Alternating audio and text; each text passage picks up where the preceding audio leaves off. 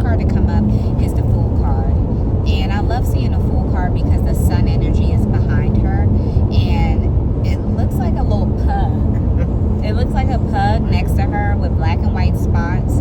Black and white might be significant of a color of an animal to pay attention to. But it's a call to new beginnings. And it's a number card with a 0. So you're starting from scratch, beginnings, freedom, innocence, originality, adventure. We're on an adventure right now, so idealism and spontaneity. And she's also wearing some chucks that are the color yellow, which yellow stands for happiness. So the Ten of Swords, this kind of energy has been coming forward in a lot of ways for the past week, but I think it's in a way for you to, like I shared with you, we're on the road, so we're coming from somewhere and heading to somewhere.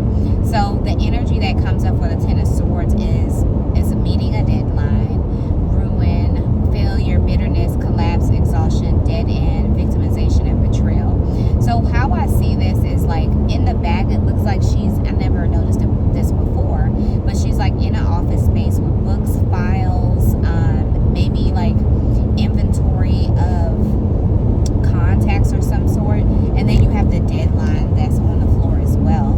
So maybe at some point you felt bogged down by like an office setting. I never noticed that had the office setting there as well. So the next thing to come up is the Three of Swords. This has to do with sadness, grief, separation, heartbreak, upset, loss, trauma, tears, and sorrow. So how I see this is coming out. How I see this is that you're separating from anything that had brought you sadness, brought you grief, had brought upsetting feelings, triggered trauma, and brought you to tears. Okay, the next thing to come up is the Page of Cups. This has to do with idealism, sensitivity, dreams. It's so funny, I had a dream about something last night specific to the Ten of Swords energy, not in the essence of that feeling, but in being in an office space. And it's a call to naivete, innocence. That's where the Fool card comes in, because when you're a fool and you're beginning something, you're just starting in a place where it's nothing, like it's no imperfections or no perspectives that are going against what you're walking into, right?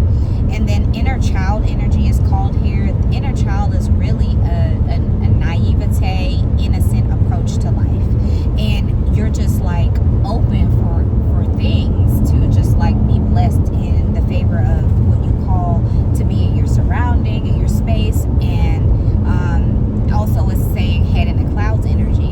And when your head is in the clouds, I don't see that as a bad thing, because what's above the clouds, right? It's God. So if your head is in the clouds, you're paying attention to something that has to do with your thought process, what has to do with perspective, which has to do with taking time to get to a point that you want to reach in the realization of maybe your dreams, or just the ownership of being in that space that is that idealistic viewpoint, right? All right, so we have the Page of Wands. So the Page of Wands, I forgot to say, this is Simba. I think he was on our 2 videos ago, because we're all together as a family. But you guys, this is Simba. I hope that you love him. He'll be in future videos.